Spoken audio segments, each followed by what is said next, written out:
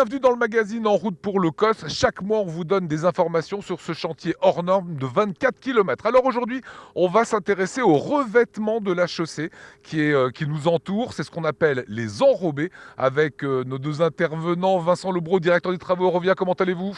Bonjour, très bien, merci Merci Lionel. de nous accueillir et à vos équipes qui travaillent derrière. Patrick Schroeter de l'entreprise Jean Lefebvre, vous allez tout nous dire sur ces enrobés. Je commence avec vous, Vincent. Qu'est-ce qu'on entend concrètement, facilement par enrobé ? Tout simplement, les enrobés, c'est un mélange de granulats extraits des gravières ici d'Alsace, mélangé à du bitume, et on chauffe tout ça pour donner les enrobés. Alors les enrobés, on le trouve partout, sur les pistes d'aéroports, sur les routes nationales, sur les autoroutes comme le COS. Est-ce que ce sont les mêmes enrobés ? À chaque problème, on apporte une solution. Donc les enrobés sont spécifiques, effectivement, en fonction du trafic, en fonction des charges. Donc si c'est un aéroport, c'est des enrobés spécifiques. Si c'est des faibles trafics, c'est encore un autre enrobé.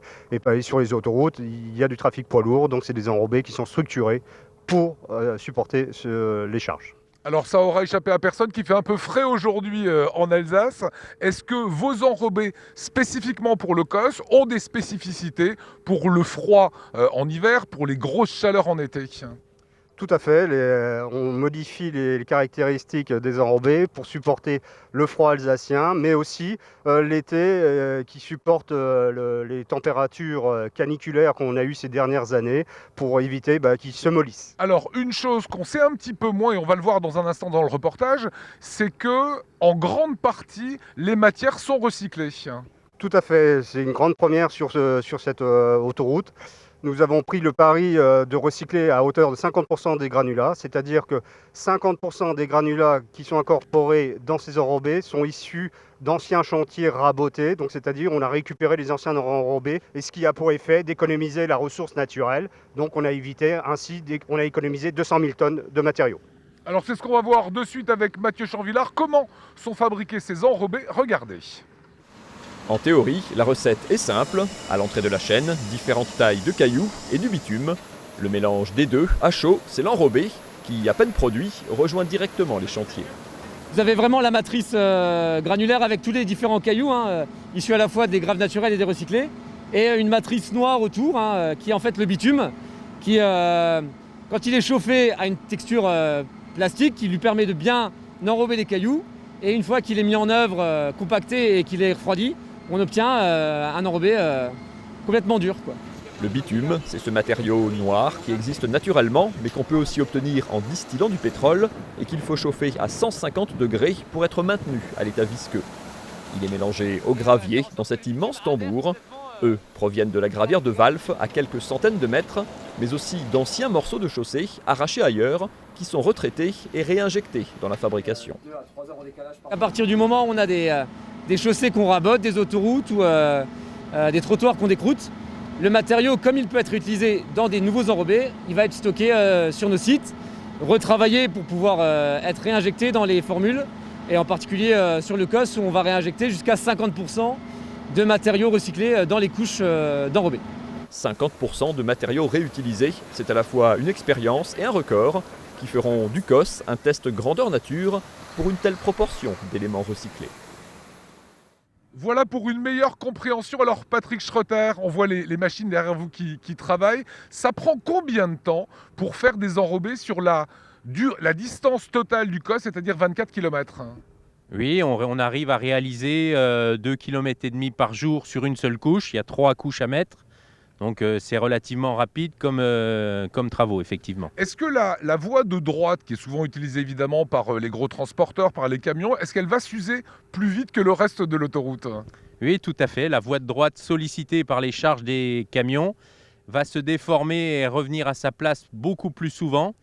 Et c'est ce qui va la fragiliser au cours du temps. Donc elle est bien souvent renouvelée plus rapidement que la voie rapide. Ça veut dire qu'à plusieurs reprises, vous allez refaire juste la voie de droite ? Alors on refait le tapis d'usure, la couche supérieure en totalité à chaque fois pour le confort de l'usager. Par contre, effectivement, au bout d'un certain temps, on reprend structurellement juste la voie lente du fait des charges des camions.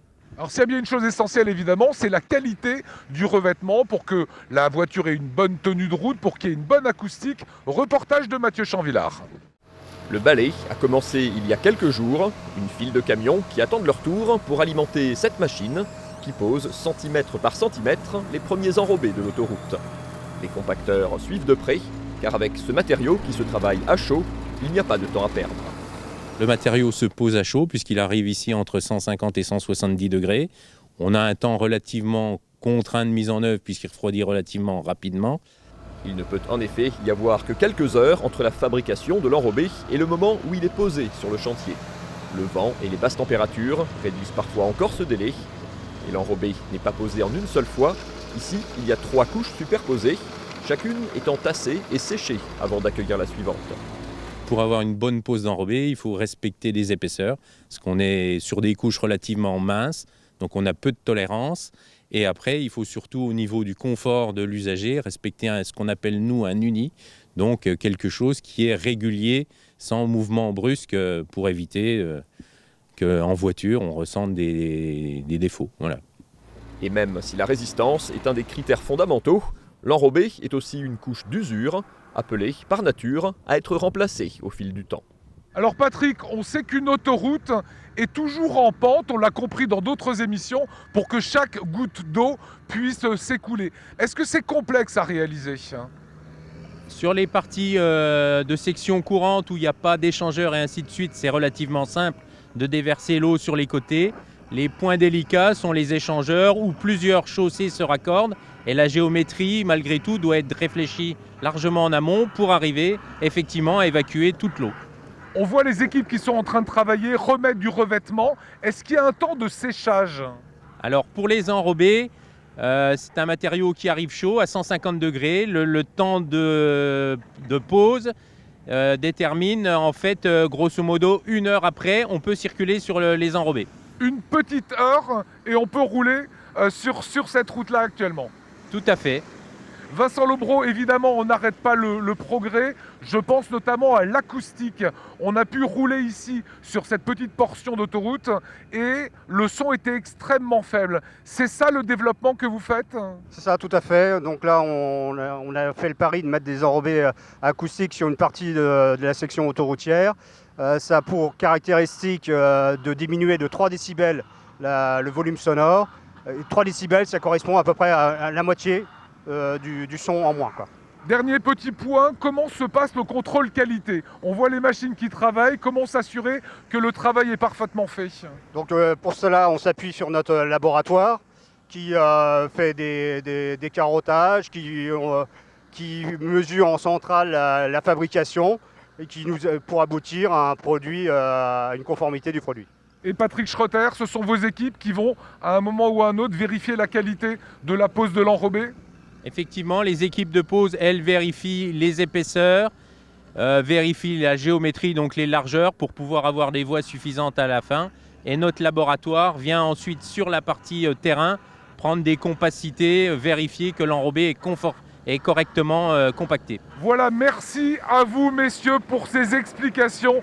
Je vous rappelle qu'il y a cette newsletter, regardez les images, vous pouvez vous abonner pour suivre tout simplement l'évolution de ce chantier. Il y aura peut-être encore des routes coupées, il y a cette information qui s'affiche actuellement pour tout connaître du trafic. Merci encore, nous on va se retrouver d'ici un petit mois pour d'autres news du COS et nous parlerons essentiellement des femmes. À bientôt.